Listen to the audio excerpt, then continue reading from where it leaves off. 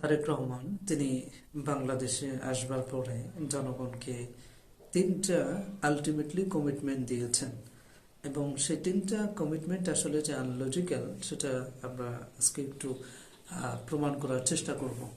তো প্রথম যে কমিটমেন্ট ফ্যামিলি কার্ডের ব্যাপারে, it is proved by social activist, এটা অলরেডি প্রমাণিত হয়ে গেছে যে এটা আসলে আনলজিক্যাল একটা কমিটমেন্ট। সো দ্বিতীয় এবং তৃতীয় আরও দুইটা কমিটমেন্ট উনি দেখলাম যে রিসেন্টলি দিয়েছেন। সো দ্বিতীয় কমিটমেন্টটা আমরা একটু অ্যানালাইসিস করবার চেষ্টা করি যে এটা আসলে কি লজিক্যাল নাকি আনলজিক্যাল। সো দ্বিতীয় কমিটমেন্টটা হচ্ছে যে উনি পুরো বাংলাদেশে 20,000 কিলোমিটার খাল খনন করবেন। চিন্তা করেন, 20,000 কিলোমিটার খাল খনন করবেন, তাহলে প্রত্যেক দিনই আপনাকে গড়ে 11 কিলোমিটার করে খাল খনন করতে হবে। এবং আপনি যদি 11 কিলোমিটার করে খাল খনন করেন 5 বছরে 20,000 কিলোমিটার, তাহলে পুরো বাংলাদেশ এটা নদী হয়ে যাবে। বুঝেন, এটা কিন্তু নদী হয়ে যাবে 20,000 কিলোমিটার খাল খনন করলেন এবং দৈনিক আপনাকে 11 কিলোমিটার করে খাল খনন করতে হবে। এক নম্বর বিষয়। 2 নম্বরে বলেছেন যে পুরো বাংলাদেশে উনি 50 কোটি গাছ রোপণ করবেন। Very good. কিন্তু আপনি চিন্তা করেন, 5 বছরে আপনি যদি 50 কোটি গাছ রোপণ করতে যান, তাহলে প্রত্যেক দিনই আপনাকে 2,73,000 করে গাছ রোপণ করতে হবে।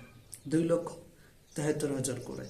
এখন যদি আপনি 2,73,000 করে ডেইলি গাছ রোপণ করতে চান, তাহলে পুরো বাংলাদেশে কোনো ল্যান্ডই থাকবে না। দেখেন, তিনটে কমিটমেন্ট দিয়েছেন। 1 নম্বর কমিটমেন্ট হচ্ছে ফ্যামিলি কার্ড, দ্বিতীয় নম্বর হচ্ছে 20,000 কিলোমিটার খাল খনন করবেন, তৃতীয়ত হচ্ছে যে উনি বলেছেন যে পুরো বাংলাদেশে 50 কোটি গাছ রোপণ করবেন। এটা আসলে I think it's completely fraud with the nation.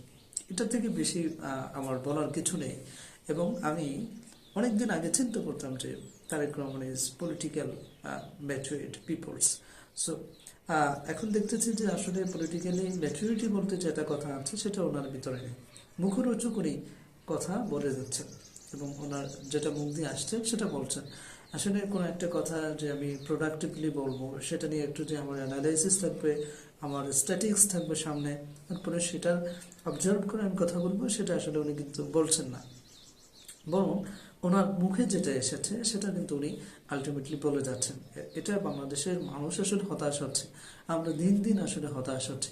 Tarique রহমানের ব্যাপারে আমাদের যে একটা ধারণা ছিল যে আসলে উনি যেদিন প্রথম এসে বললেন যে আই হ্যাভ এ প্ল্যান, তখন আমরা বলেছিলাম যে মাশাআল্লাহ, অসাধারণ হয়তো কিছু প্ল্যান নিয়ে গত 16 বছরে যেহেতু বাইরে ছেড়ে লন্ডনের মতো উনি জায়গায় ছিল, সেই জায়গায় ভালো কিছু দেখিয়ে যেহেতু বড় হয়েছে, সো তাহলে মনে হয় যে বাংলাদেশকে একটু উনি আরো বেশি একটু প্রোগ্রেসিভ করবেন, সেজন্য হয়তো ওনার কাছে অনেক অনেক প্ল্যান আছে। কিন্তু যেদিন সম্ভবত উনি বললেন যে আমরা ফ্যামিলি কার্ড দিব, সেদিন আমি একটু শকড হয়ে গেছি যে হাউ ইটস পসিবল। বিএনপি যতগুলো কারণে কন্ট্রোভার্সির মধ্যে দিয়ে যেতে হয়েছে, তার ভিতরে one of the most reason হচ্ছে এটা, ফ্যামিলি কার্ড।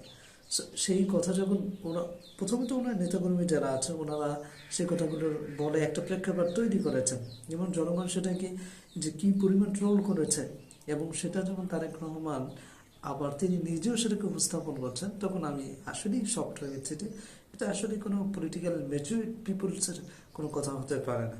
বা উনি যদি একটু অবজার্ভ করতেন যে আসলে আমি যেটা যে প্ল্যানিংটা মাথায় ছেড়েছি, সেটা আসলে কতটুকু জনগণ গিলছে বা জনগণ সেটাকে অ্যাকসেপ্ট করছে, সেটা যদি উনি চিন্তা করতেন, তাহলে এই বিষয়গুলো কিন্তু এখানে বলতে পারতেন না।